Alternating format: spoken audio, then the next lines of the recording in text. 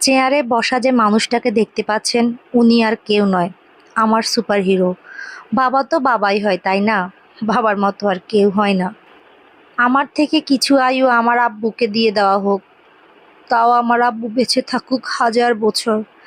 বাবাকে নিয়ে যতই বলবো ততই কম হয়ে যায়। বাবা হচ্ছে মেয়েদের সুপার হিরো। জীবনে একজন পুরুষে দেখলাম নিজের বাবা, যে কখনো আমাকে কষ্ট দেয়নি। আসলে আমার আব্বু আমাকে রানী বলে ডাকে সব সময়, এখনো।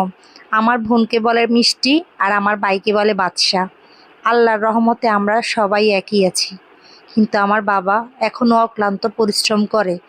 কেন? শুধু আমাদের জন্য। আমার ছোটবেলা থেকে প্রবাস জীবনে আমার আব্বু জীবনটা শেষ করে এসেছে। এখন আবার নিজে ব্যবসা ধরছে, তাও আবার নিজের ব্যবসা, অন্য কারো না। আলহামদুলিল্লাহ, এদিক থেকে আমরা 1000 বার আলহামদুলিল্লাহ বললেও কম হয়ে যাবে।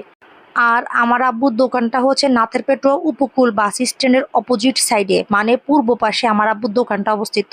আর দোকানের নাম হচ্ছে ফয়সাল ট্রেডার্স, আমি অবশ্যই আপনাদেরকে কার্ডে দেখিয়ে দিয়েছি।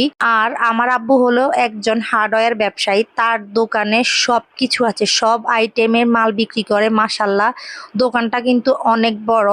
আর যারা যারা নাথেরপেট্রো আছেন তারা অবশ্যই হার্ডওয়্যার দোকানে যদি যেতে চান আমার আব্বুর দোকানে যাবেন। আর আমার আব্বু সব কিছু পাইকারি রেটে রাখে।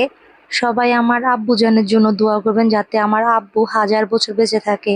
আব্বু, তোমাকে আমি খুব ভালোবাসি, কখনো বলতে পারিনি এই কথা। খুব ভালোবাসি তোমাকে, খুব ভালোবাসি।